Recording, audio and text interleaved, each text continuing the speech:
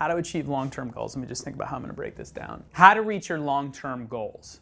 So this is another really great question that came to me in Facebook Messenger. Thank you so much. And I want to share it to all of you because I think it's very easy to think about really crazy goals, whether they're financial or something you want to achieve, and just think that there's something you think about and then hopefully it happens. Most people don't take the time to really break those ideas, those big goals down into smaller chunks and to actually do the math to figure out how do we get there? And so I'll use this as a simple example because I have some people like, how do you make your first $1 million?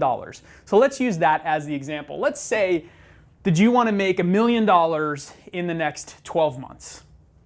Now, a lot of people just say, okay, how am I going to do $1 million? And you can break it down 100 ways. But let's do this really simply, which I don't think most people do. You need to do two things. First, you need to break everything into 90-day increments, essentially a quarter.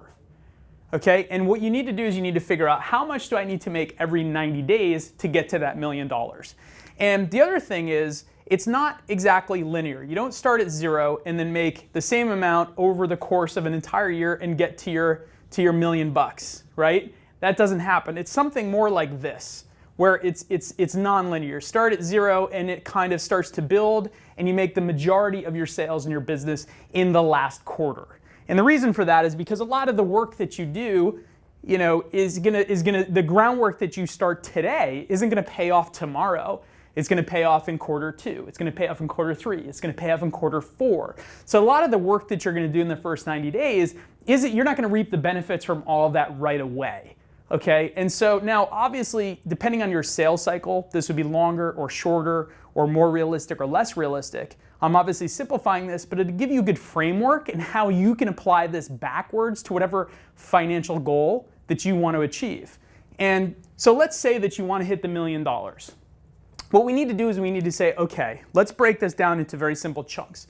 In that first 90 days, you're not going to make $250,000, but you still have to make a lot to get to the $1 million. So let's say in the first 90 days, you're going to make $100,000.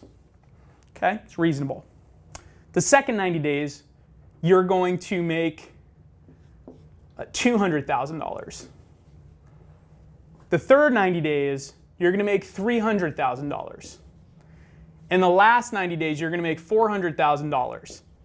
So it's that exponential, right? Most of your sales are going to happen in quarter 3 and quarter 4. Now, it doesn't have to be calendar year. This is just in 90-day chunks. So in order to get to that $100,000 in the first 90 days, you're going to break this down into 3 further chunks, 30-day increments. How much do I need to make every 30 days to get to 100,000? And so if we do that, we play the same way where it's going to be exponential. You're going to make a little less in the first 30, you're going to make a little more in the second 30, and you're going to make the majority of it in your final 30 of that first 90 days. So I just already did the math and broke it down. You're going to say you're going to do 20,000 in the first 30 days, 30,000 in the second 30 days, and 50,000 in the third 30 days. And you do that math across the board, okay? And so what you need to do now is you need to figure out, okay, what are my sales channels? And I'm going to make this real simple because it's an easy one to follow. Let's say cold calls. You're making cold calls, you're selling a service, maybe you're a creative agency or a graphic shop or something, and you're making cold calls. Now, this is what you need to figure out beforehand so you can do the math properly. How many calls do I need to make in order to get a sale? Let's say that that number is 50 calls. Let's say for every 50 calls that I make on average, I get 1 customer. How much is each one of those customers worth? Let's pretend that each customer on average is worth $10,000. So now we know. Let's work backwards. How many customers do I now need in the first 30 days to hit that number? I need 2 customers. I need 3 customers in the next. And then I need 5 customers in that third 30 days. Where did I, here we go. So now using that math, you got to work backwards and you say, okay, if on average it takes 50 calls to get a customer, I'm going to have to make 100 calls in that first 30 days, which is pretty reasonable actually. You should be making 100 calls a day, by the way. Which means I need to make 150 calls the second month. Okay, and you do the math and you go on and on and on and on and on. And so now it's very simple, right? And now obviously the math for how many calls you need to make, how much each prospect is worth to you is going to be your math. But if we go by that math, It's very simple. Now you just know, okay, month 1, I need to make 100 calls. Month 2, I need to make 150 calls. Month 3, I need to make 250 calls. Very straightforward, very simple, and you continue down the line and you just do the math. How many calls do I need to make to get that customer to hit these numbers? Simple, you work backwards. Now, here's the trick though, because that sounds so easy. You're like, Brian, that's so easy. Yeah, great, sure, anyone can do that math, but it's not always so black and white, which is true. So here's what you need to do. You need to figure out a couple of things. Once you have that basic math down, there's a couple ways that you can hit these numbers. It's not just about the call volume. There's a couple things. Can I find a way to get a customer in 25 calls instead of 50? Maybe my prospecting needs to be better. Maybe my pitch needs to be better. Maybe I need to give a different service. These are the variables that you can plug in to figure out how do I get there faster. Because the less calls that you need to make, the easier and faster it is to hit these numbers.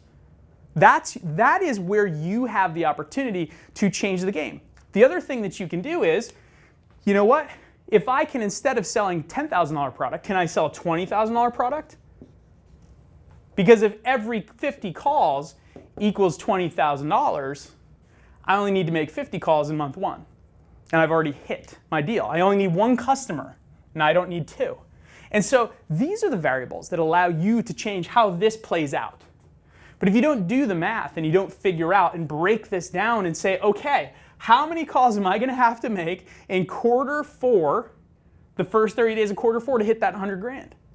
And can I do it? And then the other thing is you're going to potentially, now maybe $1 million isn't it, maybe your product's 30 grand, so you can do it yourself, but maybe you get to the point of where, hey, in order to hit some of these bigger numbers, I need to make 1,000 calls, or I need to sell a product that's 5 times more expensive. So that's where you start to figure out, at what point will I need a sales force? When do I need to hire another salesperson? Because if you physically run out of time to do this, or you physically run out of the ability to do a product that's worth twice as much money, you're going to need to start hiring. And so this is where you, before you even get to the $1 million, you can figure out what in theory is it going to really take for me to do $1 million in sales in 12 months. Just work backwards. You can do this with $1 million. I've done this with 100 million.